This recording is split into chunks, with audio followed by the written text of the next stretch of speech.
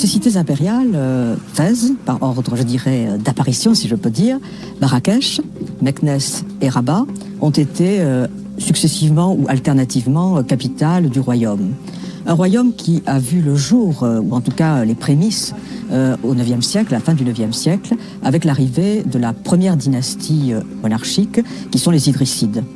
Idriss, qui est devenu Idriss Ier ensuite, est arrivé, c'était le descendant du prophète, un descendant d'Ali, gendre du prophète, et il était pourchassé par le calife de Bagdad qui voulait absolument le faire assassiner. Donc il s'est éloigné le plus possible, il a quitté l'Arabie Saoudite, il est arrivé à Fès et il s'est fait habilement reconnaître comme imam par la population berbère qui n'était pas encore islamisée à l'époque, ou très peu. Après les Idrissides qui ont régné un siècle, se sont succédées 5 autres dynasties. Les Almoravides qui se sont installés, eux, à Marrakech, qui étaient des nomades berbères qui venaient du sud et qui sont arrivés dans cette oasis luxuriante qui était au pied du Haut Atlas, dans laquelle ils se sont installés.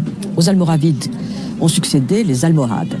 Ils sont arrivés à la tête de cavaliers, ils venaient du sud, et c'était des gens qui étaient des unitaires. C'est d'ailleurs le mot almohade veut dire unitaire.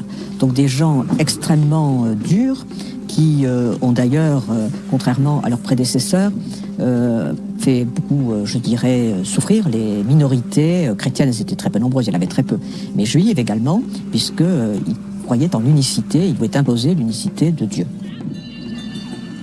Aux Almohades ont succédé les Mérinides qui, eux, ont choisi pour capitale Fès. Donc on revient à Fès. Fès qu'ils ont orné de splendides bâtiments. Ils ont été de très très bons, très grands constructeurs, des gens très raffinés. Et ils ont laissé le pouvoir à leur tour aux Saadiens, qui sont revenus, eux, sur Marrakech.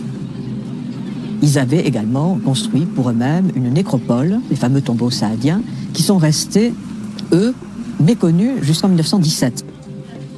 Ensuite, on arrive au XVIIe siècle, et là, ce sont les Alaouites, descendants également du prophète et d'Ali, du gendre donc du prophète, qui prennent le pouvoir. Et parmi les tout premiers monarques, le second est le fameux Moulay Ismaïl, qui a laissé la mémoire d'un souverain sanguinaire, cruel, ce qu'il fut, mais il fut surtout un visionnaire.